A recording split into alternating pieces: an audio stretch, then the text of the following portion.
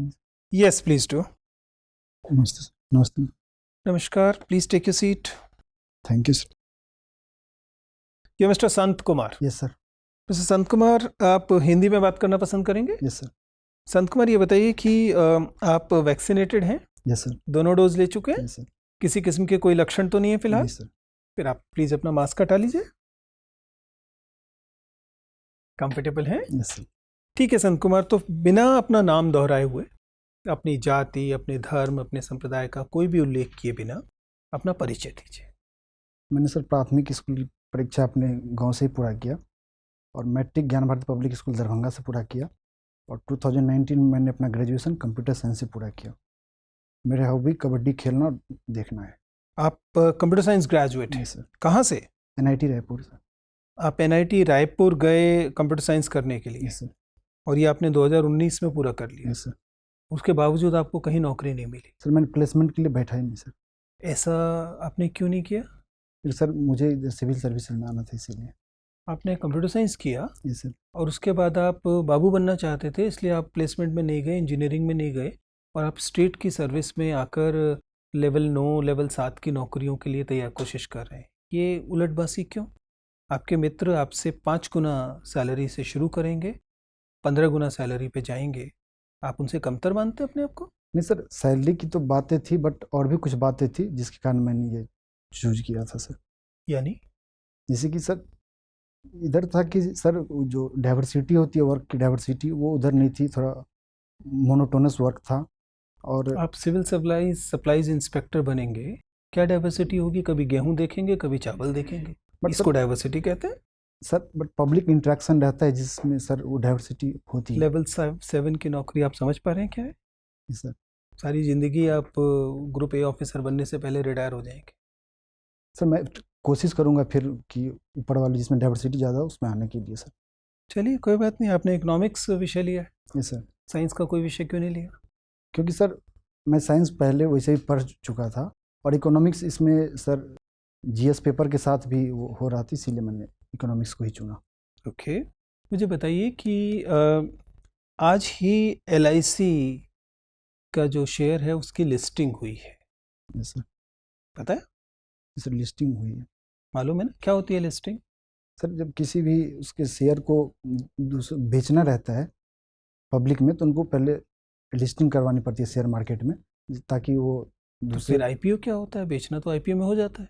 Sir initial public offering, हाँ मतलब first time जब किसी भी कंपनी के शेयर को बेचते हैं तो उसको IPO बोलते हैं। हाँ, तो LIC ने अभी अपना IPO निकाला था। हाँ निकाला था सर। क्या प्राइस बैंड था? प्राइस सर एक्चुअली याद नहीं है मुझे। नहीं याद है। और आज जब लिस्टिंग हुई है तब क्या प्राइस रहा है? प्राइस मुझे याद नहीं है सर, सॉरी। क्यों ये सिग्निफिकेंट है LIC जैसे संस्थान की का IPO और उसकी लिस्टिंग महत्वपूर्ण क्यों है भारतीय अर्थव्यवस्था के लिए?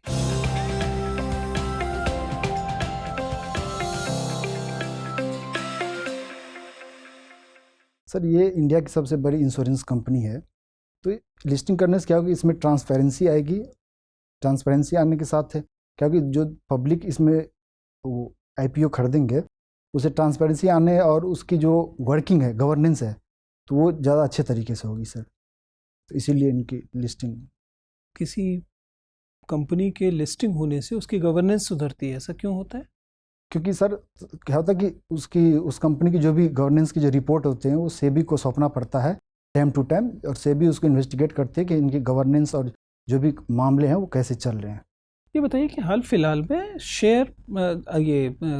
करेंसी एक्सचेंज में रुपए की हालत बहुत खराब हुई है, लगातार गिरा है। ऐसा हाल फिलहाल में क्या हुआ है भारतीय अर्थव्यवस्था में कि भारतीय मुद्रा की दर इतनी तेजी से गिरी? सर एक कारण तो ये है कि ऑयल प्राइसेस काफ़ी ऊपर चले गए थे, और दूसरा है कि फेडरल रिजर्व ने भी अपना इंटरेस्ट रेट हाइक किया था, जिसके कारण जो FPI था इंडियन मार्केट में वो विड्रॉ हो गया, तो डॉलर की डिमांड बढ़ गई। तो ये दो मुख्य कारण थे सर। ओके, तो ये अब ऐसे ही रहेगा या वापस भी आ सकता है कभी? नहीं, वापस आ सकता है वो, जैसे ऑयल प्राइस डाउन हो जाएगा और हमारे एक्सपोर्ट बढ़ेंगे तो उससे आ सकता है वापस। लेकिन पहले तो कभी ऐसा नहीं हुआ कि रुपया नीचे चला गया उसके बाद वापस ऊपर आया? नहीं, वो डिपेंड करता है सर कि रुपये की डिमांड इंटरनेशनल मार्केट में कैसी है सर। यदि हमारा एक्सपोर्ट बढ़ता है तो रुपये का डिमांड होगा तो उससे हमारा रुपया स्ट्रांग हो सकता है सर। ओके, ठीक है, thank you. Sant Kumar, Yes, ma'am.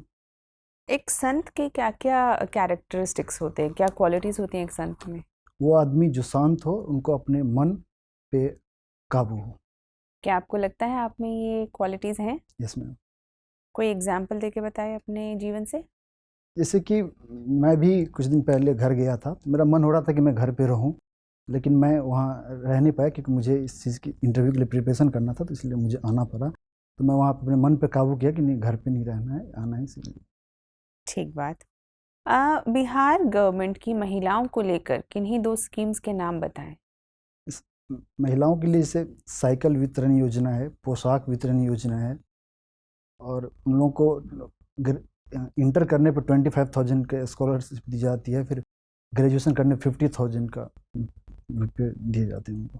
ये बताएं, इतनी सारी स्कीम्स चलाई जाती हैं अलग अलग तरीके से, इसकी बजाय उनसे कुछ खास फ़ायदा हो भी नहीं पा रहा है, तो क्यों ना एक पर्टिकुलर अमाउंट ऑफ मनी उनके खाते में हर महीने जमा कर दिया जाए, महिलाओं के खाते में, और ये सब जितनी स्कीम्स हैं ये सब बंद कर दी जाएं।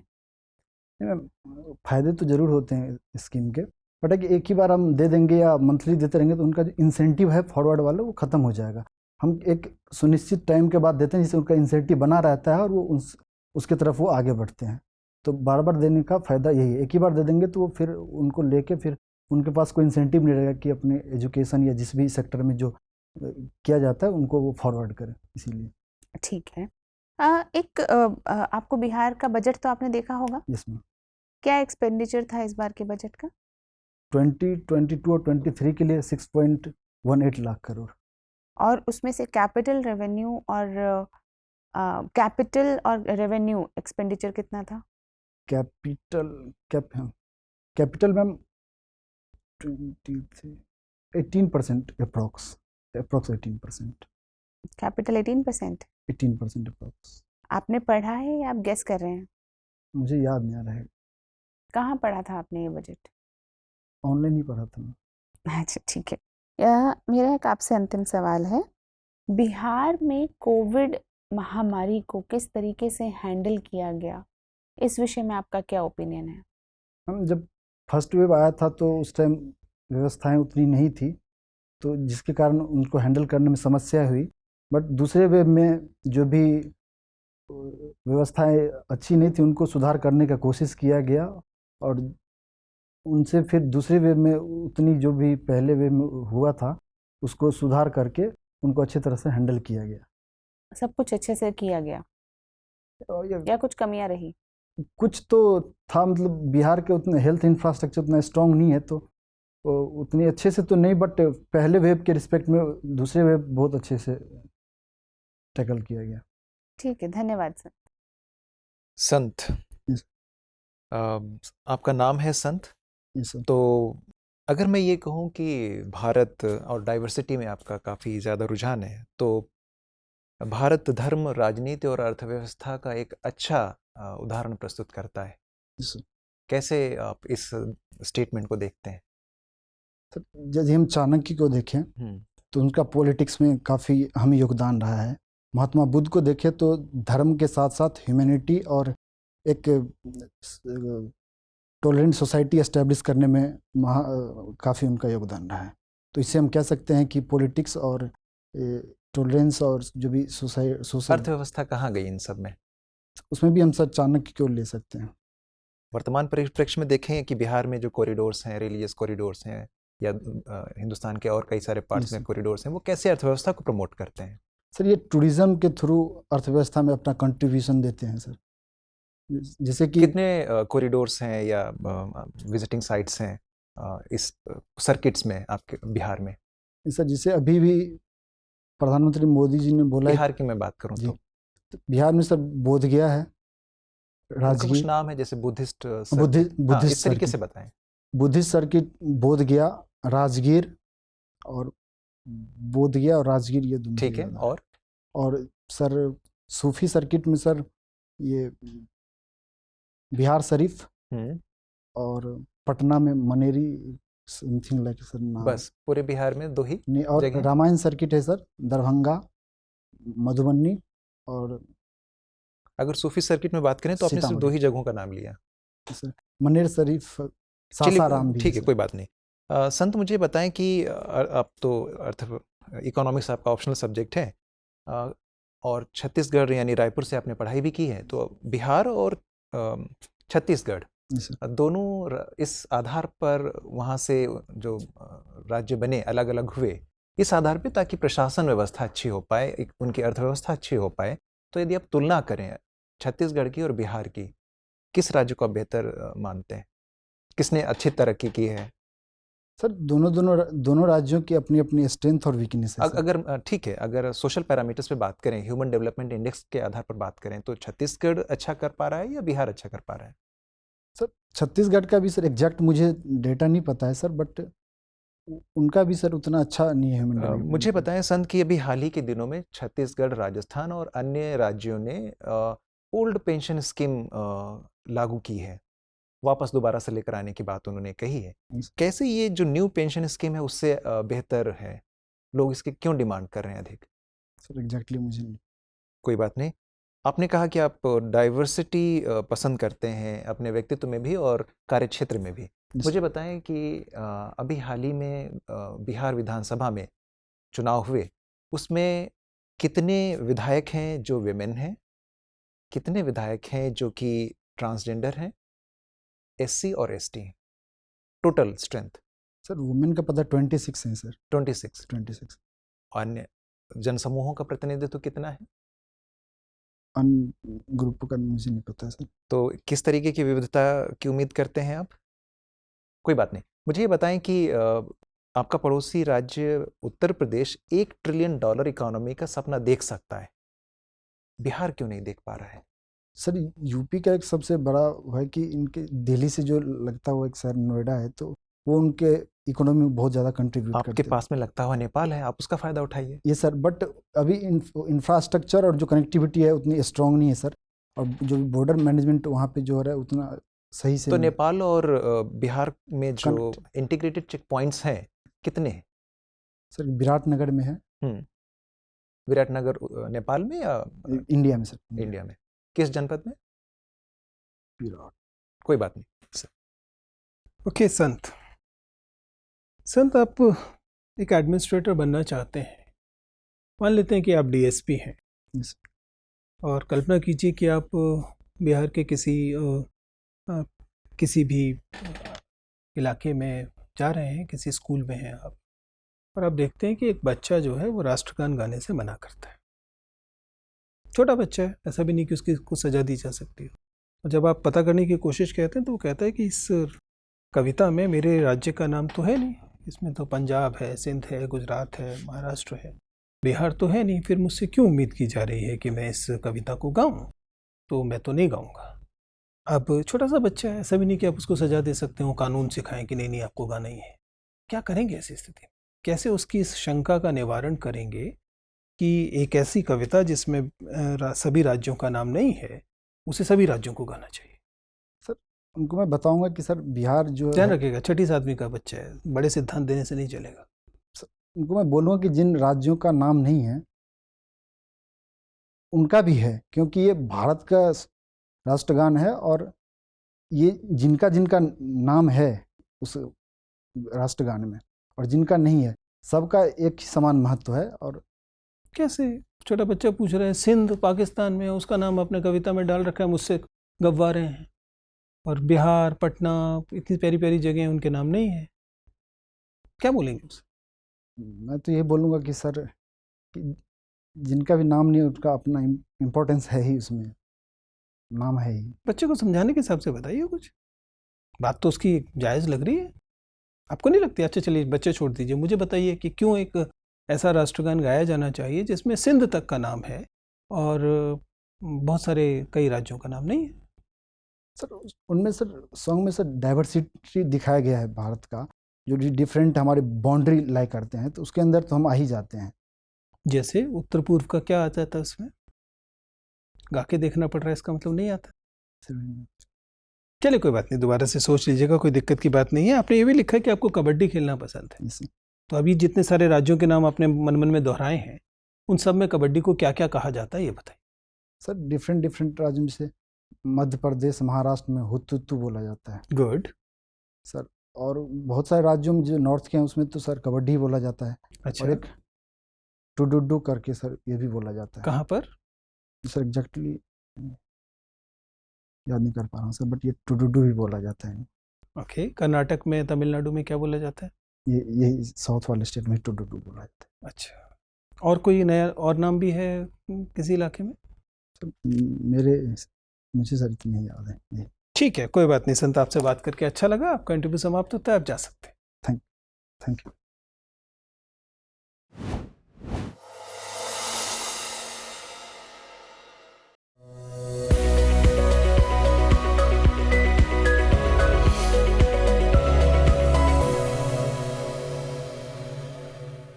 Take your seat. Thanks. So Sant, आपका इंटरव्यू 27 तारीख को है, यस सर। और कब जा रहे हैं आप? मैं 23 तारीख को जाऊँगा। 23 को आप जा रहे हैं। इससे पहले आपने कोई इंटरव्यू दिया है यूपीएससी, बीपीएससी, किसी स्टेट का? नहीं सर। पहला इंटरव्यू होने वाला है। पहले इंटरव्यू के लिहाज से आपको कैसा लग रहा है? आज का इंटरव्यू कैसा गया है? किन एरियाज में आपको लगता है कि आपने अच्छा किया है? कहाँ लगता है कि और अच्छा कर सकते हैं? थोड़ा सा डाइवर्सिटी वाले जो क्वेश्चन है उनको थोड़ा अच्छे से टैकल करें तो ठीक है। और जो भी करंट इशू हैं जैसे आईपीओ लिस्टिंग एलआईसी की, और तो ठीक है। आप यही पहन के जाने वाले हैं या चेंज करेंगे? यही सर। शेव करेंगे? Yes sir. बाल तब तक कुछ बढ़ जाएंगे? Yes sir. देख लीजिए, थोड़ा सा मुझे लग रहा है कि बाल एक तो ठीक हो जाए तो अच्छा है। चश्मा अगर आपके पास इससे बेहतर हो तो उस पर विचार कर सकते हैं आप। तो सर नहीं लगाऊं तो भी तब भी ठीक है। ठीक। मतलब इस चश्मे से तो ना लगाएं तो बेहतर है। ठीक है। या फिर आपके पास कोई रिमलेस हो, क्योंकि आप इस बात को समझिए, आप 1997 बॉर्न है, Yes. बहुत यंग कैंडिडेट है, वो आपका पॉजिटिव एस्पेक्ट है। इस समय आपकी उम्र इससे ज़्यादा लग, जो नहीं लगनी चाहिए। Yes sir. क्योंकि यंग लगेंगे तो फ़ायदा होगा। Yes sir. ठीक है ना? तो कोशिश कीजिए कि एकदम शेव वेव बना के स्मार्ट तरीके से यस सर। यंग दिखते हुए जाएंगे। ठीक है ना? अब बालों में ना एक तरह की सफ़ेदी भी झलक रही है। Yes sir. वो तो थोड़ा अगर हो जाए कलर तो करा लीजिए, क्या दिक्कत है? एक ही बार कराना है, बाद में देख लेना जारी ठीक। रखना है कि नहीं। ठीक है ना? मतलब कुल मिला के अपनी उम्र को बिना मतलब बढ़ा के मत दिखाइए। ठीक है, ये मेरी सलाह है। आप ऑब्वियसली आप ही कॉल लेंगे इसे, बट जनरली आप अच्छे कैंडिडेट हैं। आपका बैकग्राउंड अच्छा है, आपने अच्छे से पढ़ाई की है, जो सामान्यतः दिखाई देती है। एक आध जगह पे लगता है कि और थोड़ा सा ब्रशअप करने की ज़रूरत है, जैसा आपने बताया। कुछ एरियाज़ में करंट अफेयर्स में ऐसा लगता है कि थोड़ा सा और ब्रशअप किया जा सकता है। तो वो जितना समय आपके पास है उसके साथ न्याय करते हुए जितना आप ब्रशअप कर सकते हैं उतना कीजिए। देखिए, सीधी सी बात है, स्टेट, करंट अफेयर्स और आपका बैकग्राउंड, इनमें जो भी इंटरसेक्टिंग पॉइंट है, ठीक है ना, उनको अच्छे से कर लीजिए। चाहे वो आपके बैकग्राउंड के साथ हों, चाहे आपके इकोनॉमिक्स के साथ हों, चाहे वो बिहार के साथ हों। ठीक है, उनमें जो इंटरसेक्टिंग पॉइंट है, एक ही साथ दोनों बिंदु जहाँ मिलते हैं, जैसे अर्थव्यवस्था और बिहार मिला, उस जगह पर अगर आप मान लीजिए आपने कंप्यूटर साइंस पढ़ा है तो कंप्यूटर साइंस और बिहार वो मिला, या कंप्यूटर साइंस और अर्थव्यवस्था वो मिला। कभी ये दो या दो से ज़्यादा चीज़ें जहाँ मिल रही हैं वो ज़्यादा इंपॉर्टेंट एरिया हो जाता है, खास तौर से करंट अफेयर्स के साथ। ठीक है ना? उसे थोड़ा सा ब्रशअप कर लीजिए। देखिए, जब आप सेंसिटिविटी के सवालों को हैंडल करते हैं, सोसाइटी के सवालों को, समाज के सवालों को हैंडल करते हैं, वहाँ पे ध्यान रखिएगा, एक से ज़्यादा चीज़ जांची जा रही होती है आपकी पर्सनैलिटी की। केवल ज्ञान नहीं जांचा जा रहा होता, बल्कि ज्ञान तो बिल्कुल नहीं जांचा। अगर आपसे दहेज पर सवाल पूछा गया है, किसी को भी मालूम है कि कोई कैंडिडेट थोड़े ना दहेज जैसी चीज़ को दूर कर सकता है। वो तो ये समझने की कोशिश की जा रही है कि उसकी अपनी संवेदनशीलता क्या है, क्या वो फर्म भी है या नहीं है। ठीक है ना? तो वहाँ पर आपको फर्मनेस दिखानी चाहिए। आप समझ पा रहे हैं? ये समझौते वाली चीज़ें नहीं है। अपराध, भ्रष्टाचार, दहेज, जेंडर इश्यूज, ये समझौते वाली चीज़ नहीं। तो एकदम फॉर्मली पढ़े लिखे वाली ओपिनियन लीजिए। नहीं, मेरे हिसाब से ये एकदम अस्वीकार्य है। केवल कुप्रथा ही नहीं है, ये बहुत सारी गैर बराबरी का शुरू होती है यहाँ से। तो इसलिए हम इसको कतई स्वीकार नहीं करते। बात खत्म। ठीक है? उसमें ये गुंजाइश ही मत दीजिए कि ऐसा लगे कि नहीं ऐसा कर लेंगे तो हो जाएगा, वैसा कर लेंगे तो नहीं। ठीक है ना? That is a better stand. Clear है? Okay sir. बाकी चीज़ें इन जनरल अच्छी है। तो आपको थोड़ा सा ग्रूमिंग पर, आप कैसे दिख रहे हैं इस पर काम करना है, थोड़ा सा तैयारी करनी है, कॉन्फिडेंस के साथ बातचीत को करना है। ठीक है, ठीक है sir. All the best. Dress चाहिए ना सर? वैसे बिना ठीक है, specs वैसे ठीक है। अगर टाई आपके पास इसके अलावा कोई है तो उस पर भी विचार कर सकते हैं, जैसे ब्राउन, ठीक है ना, या स्ट्राइप्स में उस तरह से, वरना ये भी बुरी नहीं लग रही। शर्ट तो चेंज कर रहे हैं उनका, देख लीजिएगा, ठीक है ना, जो उस चीज़ के साथ जाए वो देख लीजिएगा। All the best. Thank you.